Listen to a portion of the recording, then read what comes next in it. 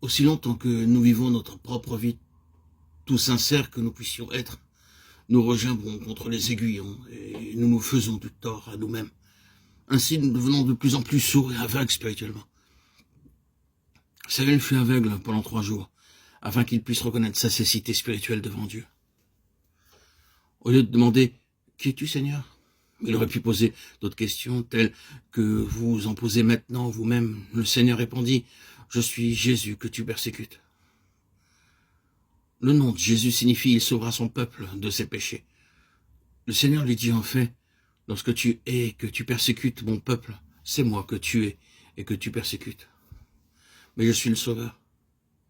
Bien que tu haïsses mon nom et que tu blasphèmes, je t'aime cependant, Saül.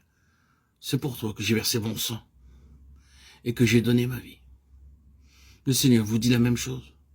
Vous pouvez le respecter, mais la question suivante se présente néanmoins. A-t-il pardonné vos péchés? Vous a-t-il délivré de votre nature de péché? Est-il venu vivre en vous?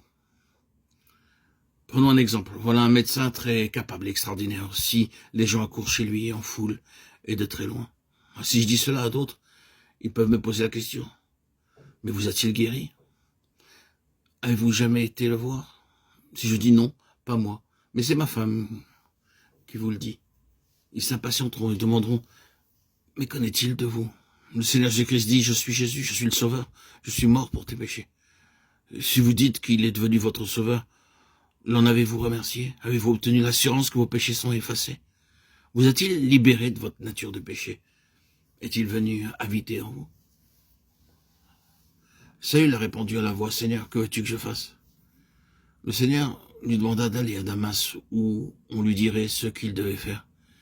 Bien qu'il fût très connu, il devait obéir avant tout à Dieu et faire scrupuleusement ce que Dieu lui disait. Le Seigneur ne lui a pas dit personnellement beaucoup de choses. Acte 9:6. Une personne inconnue, Ananias, fut envoyé vers lui. C'était une personne ordinaire et pas un apôtre. Nous ne savons pas grand-chose à son sujet. Ceux qui sont riches et qui occupent des positions élevées veulent que les gens de distinction leur parlent et non pas les gens ordinaires. Ils pensent ainsi. Je veux qu'un homme ayant un titre me parle des choses spirituelles. Dieu dit, humiliez-vous. Si le Seigneur l'avait voulu, il aurait pu lui-même expliquer à Paul tout le chemin du salut. Mais il ne le fit pas. Il envoya Ananias pour le lui expliquer. C'était là la voix de Dieu pour lui. Et Saül s'humilia et crut ce qu'Ananias lui dit. Maintenant, je connais ce chemin merveilleux, pensa-t-il. Mes péchés ne sont plus. J'ai persécuté celui qui est mort pour moi.